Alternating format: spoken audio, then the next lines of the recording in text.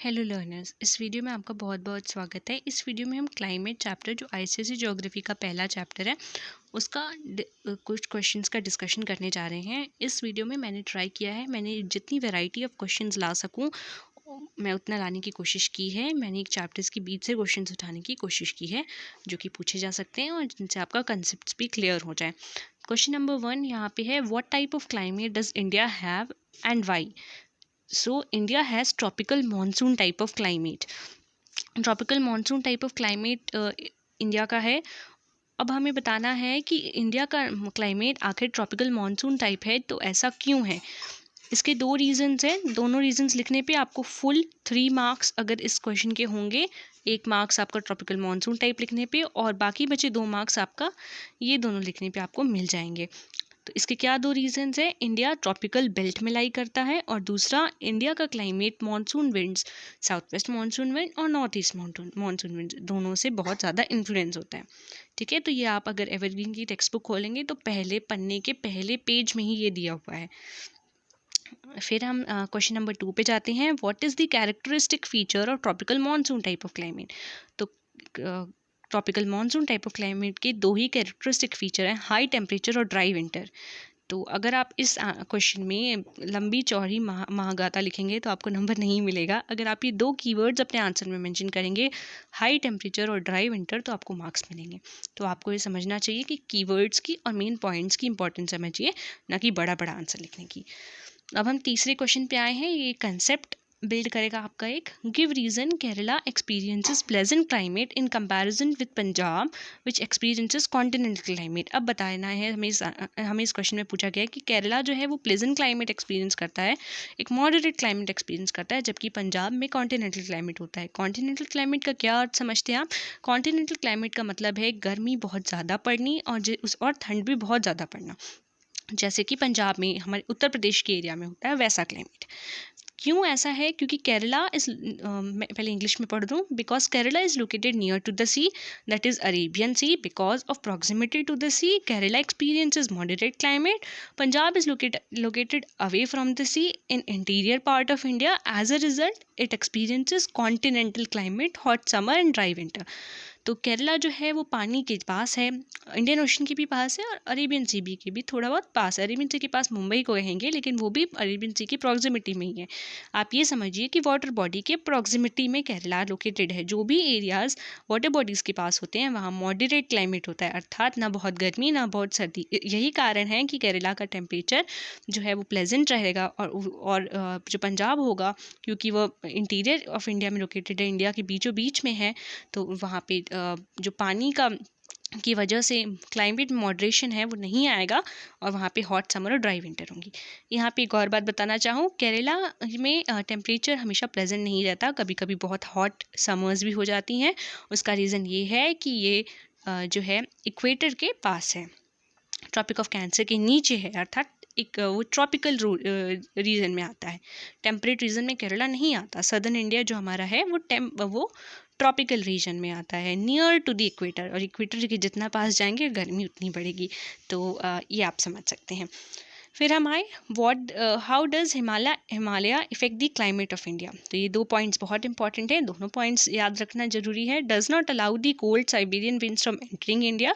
And एक और काम करता है Himalaya, it forces the moisture ridden south west monsoon wind to shed rainfall in India.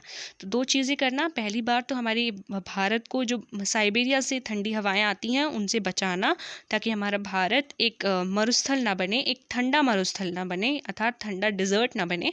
और दूसरा काम जो है वो नमी से भरी हुई जो हवाएं हैं साउथ वेस्ट मानसून विंड को, उनको रोकना और उनसे भारत में बरसात को करवाना। ये दो चीज़ें हमारे हिमालय रिस्पॉन्सिबल है, ये दो चीज़ें वो करता है। तो इनको याद रखिएगा, एक क्वेश्चन इससे पूछा जा सकता है। फिर क्वेश्चन नंबर 5 है, हाँ ये क्वेश्चन इंपॉर्टेंट है। मुंबई कहाँ पे लोकेटेड रीजन है, ये आपको नहीं लिख के आएगा, जो ब्रैकेट में मैंने लिखा है ये आपके समझने के लिए मैंने लिखा है कि ये एक ऐसा रीजन है जो वेस्टर्न पार्ट ऑफ वेस्टर्न घाट में है।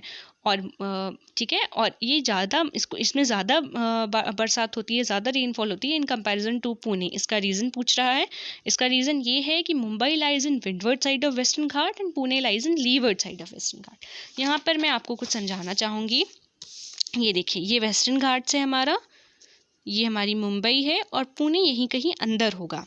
ठीक है, तो जो हमारा मुंबई है वो कोस्ट के पास है, पहली बात तो ये आप समझ गए। दूसरी बात, वो वेस्टर्न घाट के वेस्टर्न साइड में है। देखिए, अगर इस तरह का हमारे पास एक माउंटेन है, जिस तरह से हमारे पास वेस्टर्न घाट है, अगर उसको हम इस तरीके से बनाएं एक समझाने के लिए, तो आप देख सकते हैं कि यहाँ पे विंडवर्ड साइड है, और जो विंडवर्ड साइड है जो मैंने ये बना रखी है, ये वाली साइड, सॉरी क्लियर तो क्लियर नहीं हो रहा है। हाँ, देखिए, ये windward side of western Ghat है, ये rain shadow area of the western Ghat है। तो विंडवर्ड साइड मतलब जब बारिशों की विंड, जो साउथ वेस्ट मानसून विंड यहाँ आके टकराएगी, तो पहले इस एरिया में बारिश हो जाएगी, और रेन शैडो एरिया में जो है वो बारिशें नहीं होंगी या फिर कम बारिशें होंगी। तो यही कारण है कि मुंबई विंडवर्ड साइड में है, तो यहाँ बारिशें हो जाएंगी पहले, और जो हमारा पुणे है वो रेन शैडो एरिया में, तो वहाँ बारिशें नहीं होंगी या कम होंगी।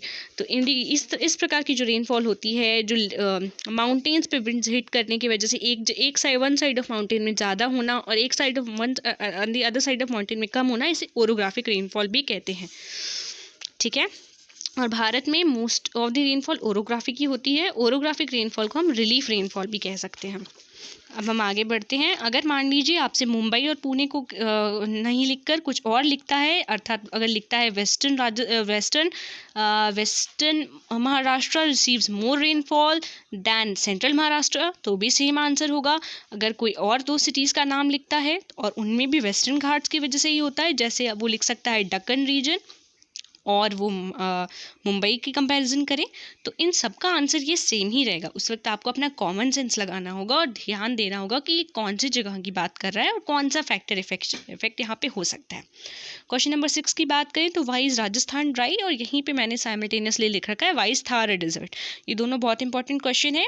दोनों के देखेंगे तो तीन मैं इसको समझा दूंगी, आप इसको पॉज करके देख लीजिए। Most of the point same है, बस हम थार क्यों डिजर्ट है उसमें एक पॉइंट थोड़ा सा ऐड कर देते हैं। राजस्थान ड्राई इसलिए है क्योंकि जो अरावली रेंज है वो बे ऑफ बंगाल ब्रांच के पैरेलल है, और यही कारण है कि Aravalli range Bay of Bengal branch के पैरेलल है। तो अरावली को बे ऑफ बंगाल ब्रांच से माफ़ करिएगा, अरावली जो है वो अरेबियन सी ब्रांच के पैरेलल है। यही कारण है कि अरेबियन सी ब्रांच अरावली तक बहुत अच्छे से बारिश नहीं करा पाती। तो ये आप समझ गए होंगे। और यही कारण है कि थार में भी बारिश नहीं करा पाती, क्योंकि राजस्थान थार कहाँ है, राजस्थान में। फिर हम दूसरा पॉइंट मैंने यहाँ पे मेंशन किया है कि Rajasthan does not receive much rainfall from Bay of Bengal branch of south west monsoon, because by the time it reaches Rajasthan it gets exhausted and doesn't contain much moisture.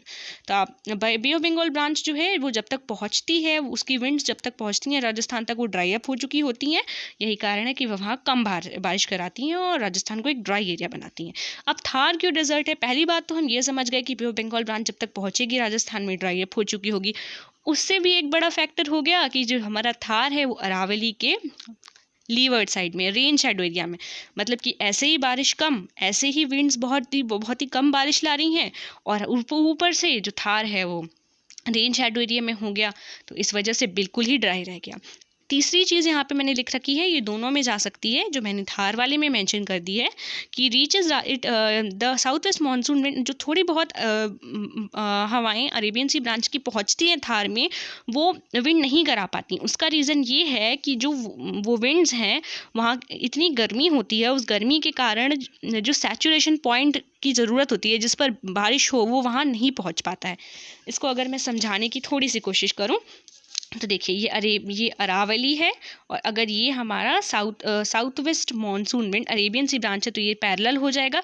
जब ये विंड यहाँ जाएगी तो ये रोक नहीं पाएगी। अगर मान लीजिए मैंने यहाँ थोड़ा सा बना रखा है, अगर ऐसे कोई रेंज होती और विंड्स जाती तो वो रोक लेती, लेकिन क्योंकि हमारे अरावली ऐसे बना हुआ है तो वो नहीं रोक पा रहा है।